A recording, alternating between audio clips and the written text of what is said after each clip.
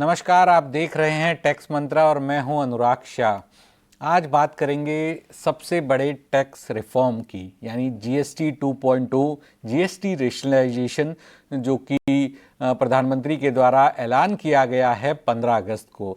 सरकार का लक्ष्य है कि रोज़मर्रा की जो चीज़ें हैं वो सस्ती हो, कारोबारियों के लिए टैक्स भरना आसान हो और कंजम्पशन को बढ़ावा मिले। लेकिन इसका असर आम आदमी और कंपनियों और देश की इकोनॉमी पर कैसा होगा, इस पर चर्चा करने के लिए हमारे साथ मशहूर जीएसटी एक्सपर्ट अभिषेक रस्तोगी। अभिषेक जी, बहुत बहुत स्वागत है आज हमें वक्त देने के लिए टैक्स मंत्रा के शो में। सबसे पहले मैं आपसे यही समझना चाहूँगा कि आम जनता पर क्या असर होगा, जीएसटी दर घटने से आम आदमी को सीधा क्या फ़ायदा होगा? देखिए, आम आदमी को तो इसका रेट कटौती का फायदा होगा ही होगा।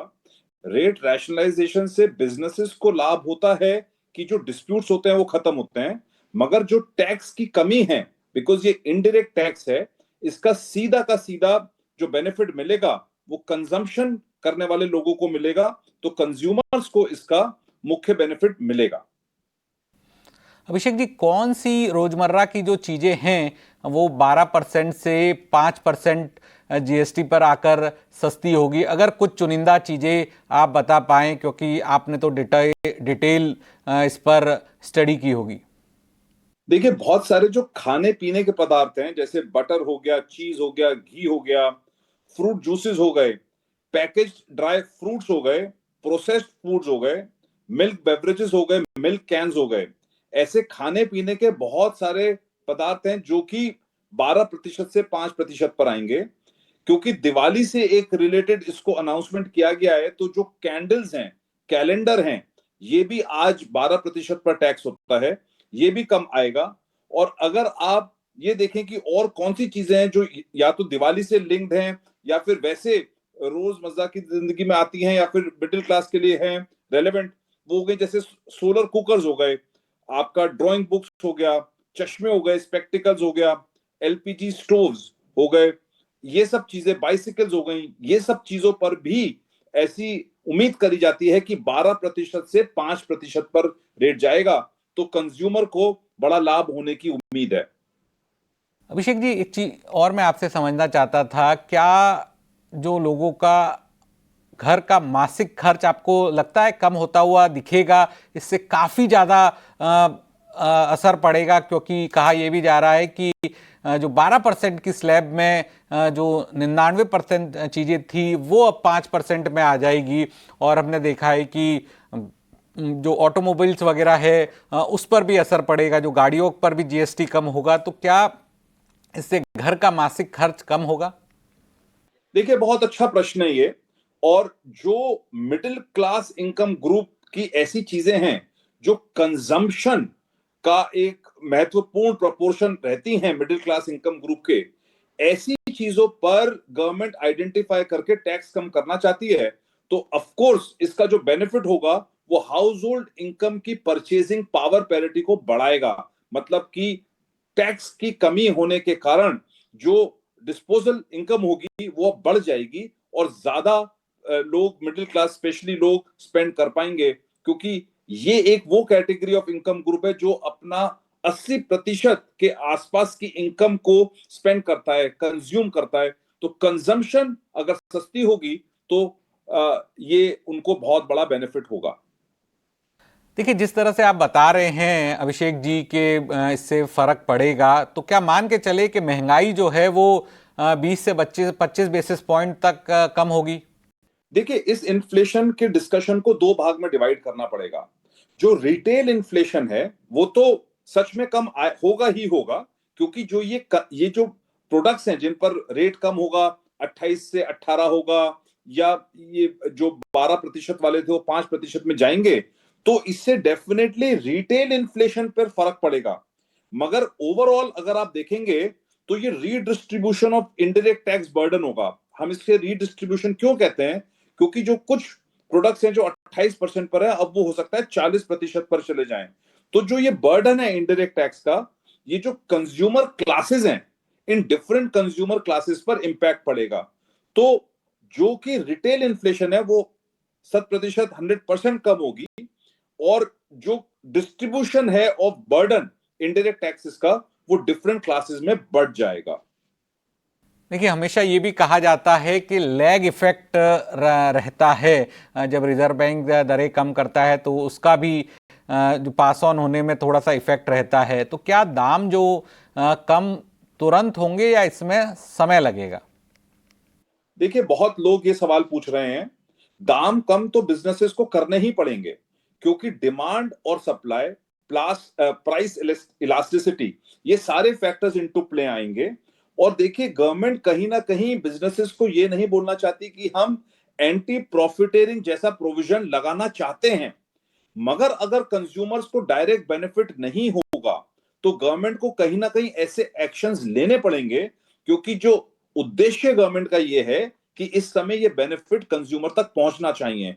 तो अगर बिजनेसेस ये चीजें कम नहीं करेंगे तो गवर्नमेंट को ऐसे रेगुलेशंस लाने पड़ेंगे, जैसे कि एंटी प्रॉफिटेरिंग या प्राइस फिक्सेशन हो गया, कुछ एसेंशियल कमोडिटीज का प्राइस फिक्सेशन। ऐसी चीजें गवर्नमेंट लाना नहीं चाहता, इंपोज बिजनेसेस पर नहीं करना चाहता, मगर अगर गवर्नमेंट को कहीं पर भी लगेगा कि ये बेनिफिट कंज्यूमर तक नहीं पहुंच रहा है तो फिर ऐसा करना पड़ेगा। देखिए, अब मैं आपसे समझना चाहूँगा अभिषेक जी कि सेक्टर और आइटम्स पर क्या असर होगा। तो जिस तरह से आपने बताया भी है, लेकिन कपड़े, खाना, इलेक्ट्रॉनिक्स, सर्विसेज सबसे ज़्यादा फ़ायदा उठाएंगे। जो जीएसटी रेशनलाइजेशन हुआ है उसका फ़ायदा जो है इलेक्ट्रॉनिक्स और इलेक्ट्रॉनिक सेक्टर को सबसे ज़्यादा फ़ायदा दिखेगा। देखिए, सबसे ज्यादा जो बेनिफिट होगा वो तो फूड सेक्टर को ही होगा, फूड्स एंड बेवरेजेस सेक्टर को, क्योंकि जो ऐसे बहुत सारे, हमने आपको पहले भी बताया, जो 12% से 5% में जाएंगे। ऐसे बहुत ही सारे प्रोडक्ट्स हैं जो खाने पीने के प्रोडक्ट्स हैं, जो दिवाली के आसपास जिनका कंजम्पशन में या गिफ्ट में बहुत यूज भी होता है, वो सारे प्रोडक्ट्स 12% से 5% में जाएंगे। तो फूड सेक्टर को डेफिनेटली बेनिफिट होगा। हमने इलेक्ट्रॉनिक्स की भी बात आपको बताई थी कि ऐसे बहुत सारे इलेक्ट्रॉनिक्स हैं जो 28% से 18% में आएंगे, तो इलेक्ट्रॉनिक सेक्टर को भी बेनिफिट होगा, और वो डिटेल हम आपको भी बताएंगे। मगर जहां तक कि सर्विसेज की बात है, जो हेल्थ रिलेटेड सर्विसेज हैं, इंश्योरेंस रिलेटेड सर्विसेज हैं रिलेटेड टू हेल्थ, उसमें ऐसा लगता है स्पेशली सीनियर सिटीजन के लिए जो मेडिकल हेल्थ इंश्योरेंस है, जो आज की रेट में आज की डेट में 18% पर टैक्स होता है, उसका कम करना बहुत ही जरूरी है। और ऐसा लगता है कि वो कम रेट होगा तो हेल्थ सर्विसेज एक्सेट्रा पर भी बेनिफिट आएगा। ऐसे कुछ कॉन्ट्रैक्ट्स भी हो सकते हैं, गवर्नमेंट प्रोजेक्ट्स हो सकते हैं जो सर्विसेज से रिलेटेड हैं, उन पर भी ऐसा उम्मीद करी जाती है कि कुछ रेट में कटौती होगी। और इसमें जो सबसे इंपॉर्टेंट बात है वो ये है कि जब भी गवर्नमेंट कॉन्ट्रैक्ट्स की बात आती है, तो जो कॉन्ट्रैक्चुअल क्लॉजेज हैं, उनको गवर्नमेंट एक ऐसा क्लैरिफिकेशन इशू करे कि जो पास्ट डिस्प्यूट्स हैं और जो आने वाले समय में अगर रेट कम होते हैं, तो ऐसे गवर्नमेंट कॉन्ट्रैक्ट से रिलेटेड भी उन डिस्प्यूट्स को एड्रेस करा जाए सर्कुलर के तहत। तो क्या जो हम वीकेंड पे बाहर खाना खाने जाते हैं होटल रेस्टोरेंट पे, तो होटल रेस्टोरेंट का बिल भी घटता हुआ दिखेगा? देखिए, जहां तक कि रेस्टोरेंट्स की बात है, उनको 5% टैक्स लगता है, और उनको आईटीसी का बेनिफिट, इनपुट टैक्स क्रेडिट का बेनिफिट नहीं दिया जाता। तो हमारा कहना यह है कि रेस्टोरेंट्स की, और ये उनकी रेस्टोरेंट्स की डिमांड भी है, कि उनको दोनों ही ऑप्शन दिए जाएं, 5% विदाउट क्रेडिट्स और 18% क्रेडिट्स के साथ। क्योंकि जो लीज रेंटल पे होते हैं, जो रेंट पे ये जगह लेते हैं रेस्टोरेंट्स, उनका बहुत हैवी कॉस्ट होता है रेंटल पे जीएसटी का, तो वो उनको बर्डन पड़ता है। तो अगर हम ये दोनों ही बेनिफिट्स दिए जाएं, दोनों ही ऑप्शन दिए जाएं सेक्टर के लिए, तो सेक्टर को बहुत फायदा होगा। जहां तक कि होटल्स की बात है, अगर 7,500 रुपए से ऊपर का होटल रूम होता है तो 28% पर आज टैक्स लगता है, और 1,000 से 7,500 तक 18% तक टैक्स लगता है। तो ऐसी उम्मीद करी जाती है कि जो 28% है वो तो सर्टेनली 18% पर आएगा। और जहां पर प्राइम मिनिस्टर का भी विजन है कि टूरिज्म सेक्टर को बढ़ावा मिलना है, वो 28% से जब 18% आएगा, तो होटल के जो रेट्स हैं, टैरिफ्स हैं, जो इंक्लूडिंग टैक्सेस रेट होंगे, उन पर सीधा सीधा असर पड़ता है। तो टूरिज्म को एक बड़ा बढ़ावा मिलता है। बिल्कुल अभिषेक जी, 28% वाला स्लैब हटने से कौन से प्रोडक्ट आपके मुताबिक बहुत सस्ते हो जाएंगे और कौन से सिन गुड्स के अंदर जाके 40% के स्लैब में महंगे होंगे?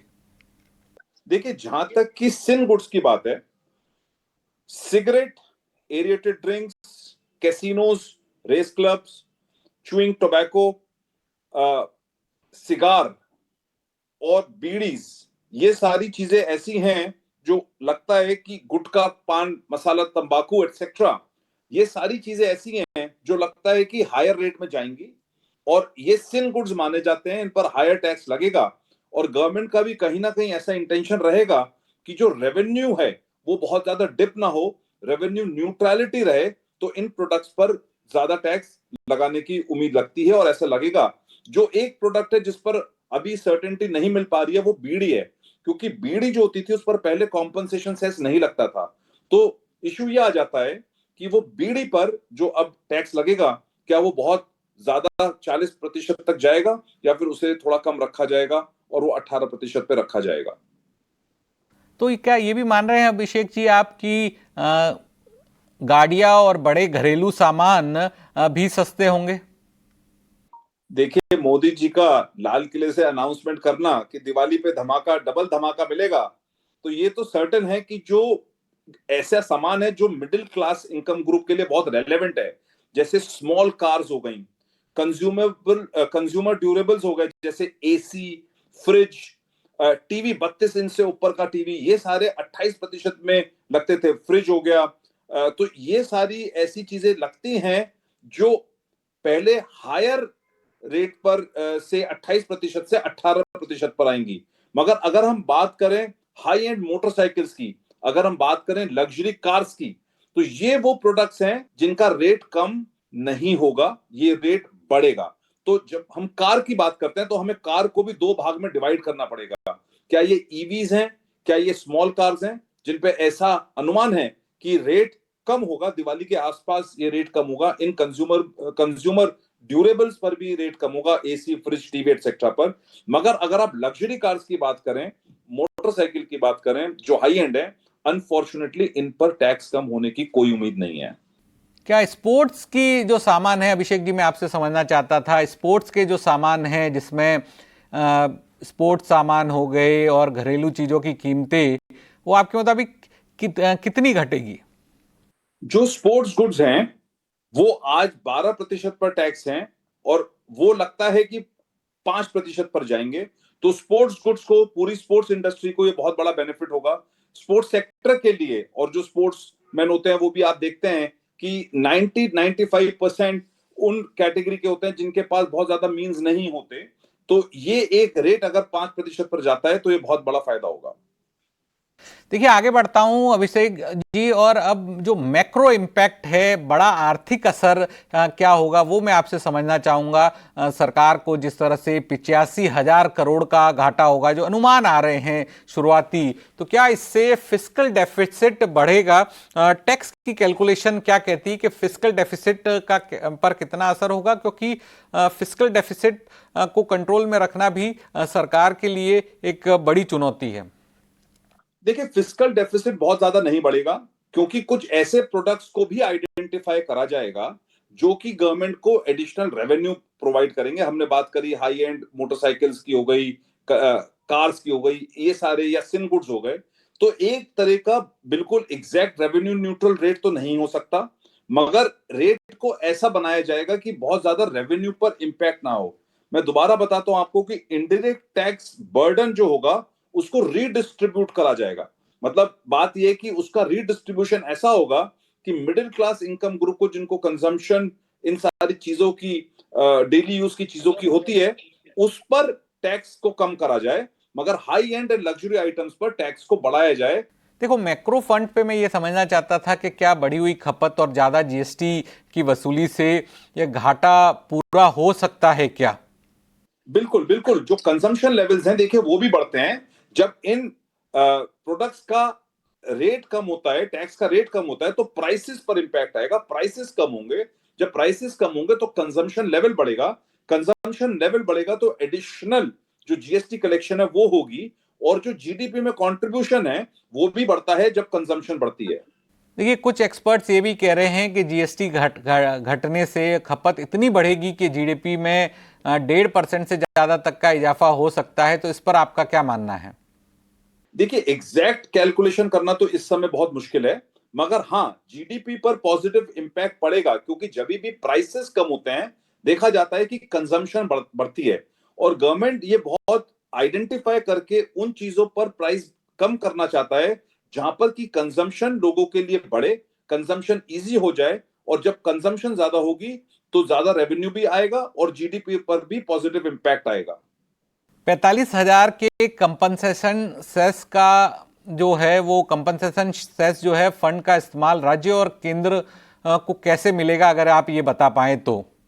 देखिए, वो जो सरप्लस फंड था, उसका ऑब्जेक्टिव यही था कि अगर किसी स्टेट को रेवेन्यू लॉस होता है तो उसको रेवेन्यू लॉस के कॉम्पनसेशन के लिए उसको यूज किया जाए। बट अगर वो फंड अब एक्सेस में है हमारे पास और सरप्लस है, और इस कटौती के कारण अगर कुछ कम होता है या किसी टैक्स रेट में चेंज होने से किसी स्टेट पर बहुत बड़ा इंपैक्ट होता है, तो इस सरप्लस फंड को हमेशा ही गवर्नमेंट यूज कर सकती है कॉम्पनसेट करने के लिए। अभिषेक जी, एक और महत्वपूर्ण सवाल मैं आपसे समझना चाहता था कि लॉन्ग टर्म में, लंबी अवधि में, क्या जीएसटी 2.0 विकास और महंगाई दोनों के लिए फायदेमंद होगा?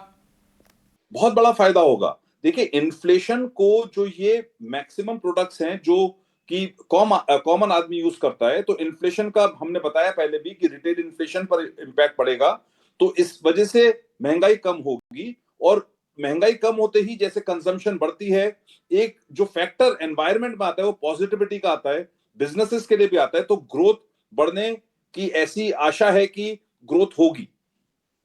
बिल्कुल। अब आखिर में जो हमारा आखिरी पड़ाव है इस शो का, उसमें मैं अभिषेक जी आपसे समझना चाहता हूं बिजनेस और ईज ऑफ डूइंग इश्यूज से जुड़े हुए कुछ मुद्दे, जो कि कारोबारी, व्यापारी, रिटर्न फाइल करने वाले छोटे व्यापारी हैं, उन पर क्या असर होगा जीएसटी 2.0 का?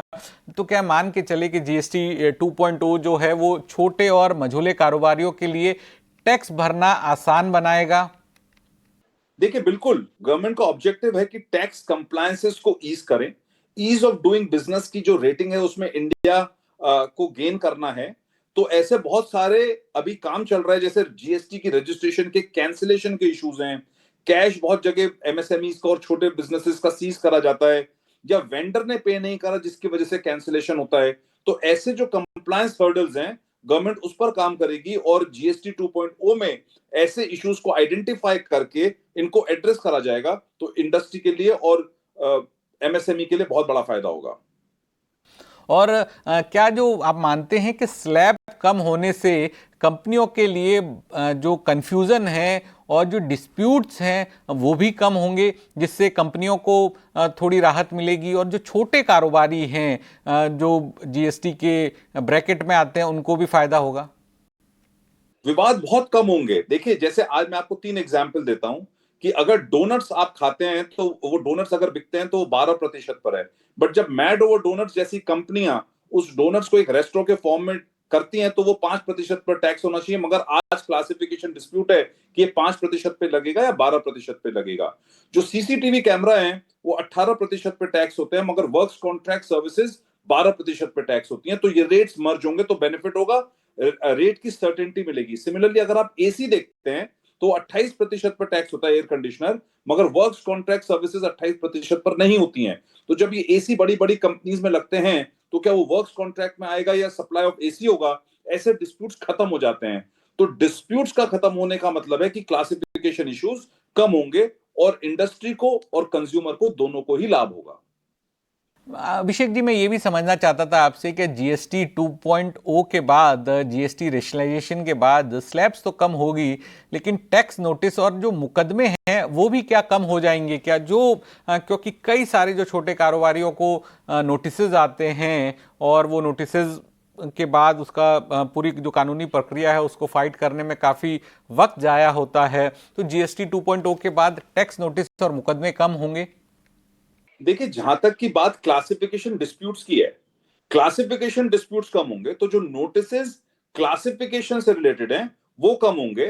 कंप्लायंस रिलेटेड क्योंकि कुछ ऐसे ईज होंगे जिसको एक ये दिया जाएगा कि व्यापारी को बहुत ज्यादा परेशान ना करा जाए, कुछ इनमें पेनल्टीज कम करी जाए, तो ऐसी केसेस में नोटिसेस का कम होना की उम्मीद है। सेकंड लास्ट सवाल होगा मेरा रस्तोगी जी, क्या कंपनियों की लागत घटेगी और कैश फ्लो बेहतर हो जाएगा क्योंकि स्लैब्स कम हो रहे हैं और जीएसटी को पूरी तरह से रैशनलाइज किया जा रहा है? देखिए, जैसे ही कंप्लायंसेस ईज हो जाता है तो ये ऑटोमेटेड फॉर्म में हो जाते हैं, या जो इंटरनल टीम मेंबर्स होते हैं वही कंप्लायंस कर पाते हैं, तो कॉस्ट कम होती है जब ये इजी हो जाते हैं। तो इसलिए उम्मीद करी जाती है कि ये कॉस्ट कम होगी। जहां तक कि कैश फ्लो की बात है, गवर्नमेंट अभी काम कर रही है इनपुट टैक्स क्रेडिट्स पर कि ये कैसे लीकेजेस ना हो, कैसे आपका क्रेडिट डिनाई ना हो, और इसका क्या रोबस्ट फ्रेमवर्क बने। तो जब आईटीसी ब्लॉकेज नहीं होगी तो भी कॉस्ट से डायरेक्टली रिलेटेड इसको माना जाता है, और बिजनेसेस को आने वाले समय में जीएसटी 2.0 में इसका लाभ मिलेगा। मेरा आखिरी सवाल होगा रस्तोगी जी, कि आगे जो है जीएसटी को पूरी तरह से बिजनेस फ्रेंडली बनाने के लिए कौन से कदम जरूरी है, अगर आप ये बता पाएं, क्योंकि business friendly, ease of doing business भी एक बड़ा मुद्दा है जो कि व्यापारियों की, कारोबारियों की शिकायत होती है। तो कैसे इसको बिजनेस फ्रेंडली आगे बनाया जा सकता है? देखिए, पहला जो सवाल बहुत इंपॉर्टेंट है वो आज ये है कि जो एक्सपोर्टर्स हैं और उनके जो रिफंड हैं, क्या वो टाइमली मिलते हैं। तो जीएसटी में एक्सपोर्टर्स के लिए भी हमें सोचना पड़ेगा कि हम क्या बेनिफिट दें, क्योंकि ये फॉरेन एक्सचेंज जनरेट करते हैं और देश को फायदा होता है। बहुत सारी ऐसे आज सवाल हैं जो ब्लॉक्ड क्रेडिट्स के हैं, जो आईटीसी को ब्लॉक करा जाता है डिफरेंट सिचुएशन में, और हम भी सुप्रीम कोर्ट में आर्ग्यू कर रहे हैं अबाउट 25 ऑफ सच मैटर्स। तो ब्लॉक क्रेडिट को एड्रेस करना बहुत इंपॉर्टेंट है, बड़ा इशू है। पर्सनल पेनल्टीज बहुत जगह लग जाती हैं, जो एम्प्लॉइज पर या सीएफओ सीईओ पे पर्सनल पेनल्टीज लगा दी जाती हैं, करोड़ों रुपए की, 100 करोड़ रुपए की। इस इशू को एड्रेस करना बहुत ही इंपॉर्टेंट है। ग्रॉस चार्जेस जैसे रिलेटेड इश्यूज हैं जो बैंकिंग फेस करती है, या रियल एस्टेट फेस करती है, joint development agreements related issues. इन ऐसे बड़े इश्यूज को अगर एड्रेस करा जाता है तो बहुत बड़ी समस्या इंडस्ट्री की खत्म होती है। बहुत बहुत शुक्रिया अभिषेक जी, आज हमारे साथ जुड़ने के लिए टैक्स मंत्रा शो में, और आपने बताया कि जो जीएसटी रैशनलाइजेशन है उसके क्या क्या फायदे हैं, किस तरह से जो चीज़ों पर जीएसटी बदलेगा, आईटीसी का जो प्रक्रिया है वो कैसे महत्वपूर्ण रहेगी, और कैसे इसका कंज्यूमर को फ़ायदा हो सकता है, कंपनियों को फ़ायदा हो सकता है। तो अब ये देखना यही होगा कि आगे चल के जो जीएसटी 2.0 है जिसका ऐलान प्रधानमंत्री के द्वारा किया है वो कितना बड़ा गेम चेंजर होगा। टैक्स मंत्रा के इस स्पेशल शो में फिलहाल इतना ही, लेकिन बाकी खबरों के लिए आप बने रहिए ईटी नाउ स्वदेश के साथ।